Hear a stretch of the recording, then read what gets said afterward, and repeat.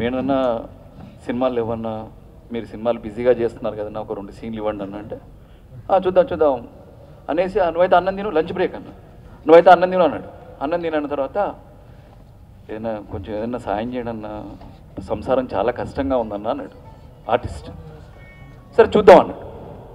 అన్న తర్వాత నాతో అన్నాడు ఏంటన్నా ఇదంటే అవునన్నా గణపతి కాంప్లెక్స్ దగ్గర ఉంటాడు ఏదో నాకు ఎంతో కొంత ఇస్తావాలంటే ఇద్దాము అనేసి షూటింగ్ చేసుకుంటా ఉన్నాడు. దయచేసి వినాలి. అతను డబ్బు సాయం షూటింగ్ చేసుకుంటా ఉన్నాడు వేణు. అతను ఇంకా వెయిట్ చేస్తూ ఉన్నాడు. నేను ఇక ఇస్తాడులే అనుకుంటున్నాను.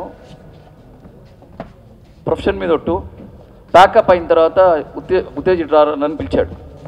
పిలిచి తన ఇది పెద్ద కారు ఉంది దాని అప్పుడు ఇది మన సమ్మెద ఇన్నోవా లాంటిది బ్యాక్ డోర్ ఓపెన్ చేస్తే 2 బస్తాల బియ్యం, కందిపప్పు 10 కిలోలు, పెసరపప్పు 10 కిలోలు, ఒక స్టవ్ కాకుండా అల్లం వెల్లుల్లి నుండి ఉప్పు నుండి 2 నెలల గ్రాసం ఆల్మోస్ట్ 2 బస్తాల బియ్యం అంటే కనీసం 3 నెలలు వస్తాయి. దాదాపు 3 నెలల గ్రాసం మొత్తం ఇన్నోవా వెనక పెట్టాడు. అన్న ఇది తిప్పి కొడితే 20,000 లోపు వచ్చాయన్న. బట్ వీడికి నేను 25,000 ఇస్తే ఇవాళ రేపు అయిపోద్ది, పెళ్ళాం పిల్లలు ఆకలితోనే ఉంటారు, ఇది నేను చేసే సాయం అన్నా అన్నాడు. అంటే కొన్ని చెప్పాలి అంటే ఒక మనుషులు ఎలా ఉంటారో అన్నది. సో అలాంటి వేణుమాధవ్ వచ్చి మాట్లాడాల్సిందిగా కోరుకుంటున్నాను. కొన్ని చెప్పొద్దు ఉత్తేజ్ భయ. అందరికీ నమస్కారం అండి. దీక్షిత్ గారు లేని లోటు మర్చిపోలేనిది, కోరి రామకృష్ణ గారు లేని లోటు మర్చిపోలేనిది. అలాగే పెద్దలు చాలామంది ఈ మధ్యకాలంలో మమ్మల్ని అందరినీ విడిచిపోయారు. వాళ్ళందరినీ తలుచుకుంటూ వారందరికీ ప్రగాఢ సానుభూతిని తెలియజేస్తూ, ఎందుకంటే ఇది ముందు ముక్క చెప్పాల్సిన బాధ్యత నా మీద ఉంది. ఇప్పుడు ఇక శివాజీ రాజా దుర్మార్గుడు, మంచివాడు కాదు, అతనంత చెడ్డవాడు ఎవరు లేరు. ఎందుకంటారండి అతని దృష్టికి వచ్చినటువంటి ఏదైనా సరే ఎంత ఇంపాక్ట్ అవుతాడంటే, ఎంత దుర్మార్గుడు అంటే ఇమ్మీడియట్గా జరిగిపోవాలి. అది ఎలా రా రే రే రే ఎవడరా ఇక్కడ దీనికి ఎవడైతే పర్ఫెక్టరా ఎవడైతే కరెక్టరా మనం ఎలా చేద్దాంరా, అది ఆ మొండితనం. ఆ మొండితనంతో పైకి వచ్చి అందరినీ కలుపుకుపోతారండి. చివరికి చిన్న ఆర్టిస్టుల దగ్గర నుంచి పెద్ద ఆర్టిస్టుల వరకు ఇంక్లూడింగ్, దయచేసి క్షమించాలి, జర్నలిస్టుల దగ్గర నుంచి అందరినీ పట్టించుకునేటువంటి నా అన్న, నా శివాజన్న నిండు 100 ఏళ్ళు కలకాలం ఆయుర ఆరోగ్య ఐశ్వర్యాలతో అద్భుతంగా ఉండాలి. ఎందుకంటే పునర్జన్మ ప్రసాదించిండు ఆ భగవంతుడు, పునర్జన్మ ప్రసాదించాడు.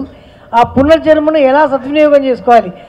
ఎప్పుడన్నా నేను మాట్లాడితే పర్సనల్గానే ఏంటనే విశేషాలు అంత మంచిగా అంటే ఏముందిరా, నేను ఎప్పుడో పోవాల్సిన వాడిని పోకుండా బతుకున్నా కాబట్టి ఈ మిగిలిన జీవితాన్ని నా ఆర్టిస్టుల కోసం, మన ప్రజల కోసం, మన జర్నలిస్టుల కోసం, మన వాళ్ళ కోసం, మన మీడియా మిత్రుల కోసం చేయాలరా, అంతే, ఏం లేదురా, నాకేం కోరికలు లేవురా అంటాడు.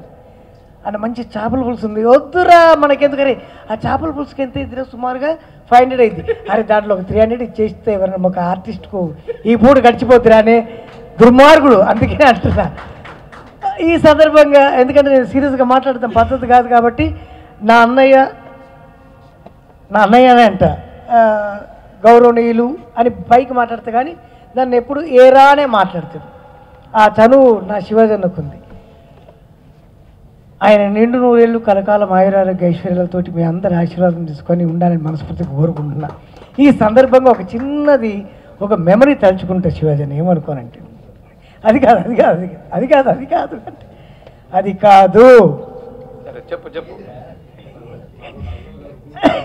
కాదు పంచదార చిలుక అని షూటింగ్ చేస్తున్నాం కోడి రామకృష్ణ గారిది. You believe it or not, Vizag నుంచి జంషెడ్పూర్ దర్దాపు అక్కడ వరకు మేము ట్రైన్లో, జబల్పూర్ అక్కడ వరకు ట్రైన్లో ఇలా ప్యాసింజర్ ట్రైన్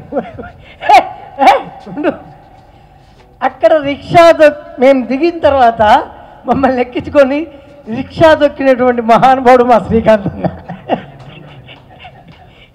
మేము అక్కడికి వెళ్తే ఒక్క రూమే మా అందరికీ, మా అందరికి కాదు, శ్రీకాంత్ అన్నకి ఒక రూము, ఆ రూమ్లో ఎవరు ఎక్కడ పడితే అక్కడ పడుకునే వాళ్ళం. మా ఇష్టమే అది, అసలు శ్రీకాంత్ అన్నకి ఛాన్సే లేదు. వదిలేమో హైదరాబాద్లో, మేమేమో అక్కడ.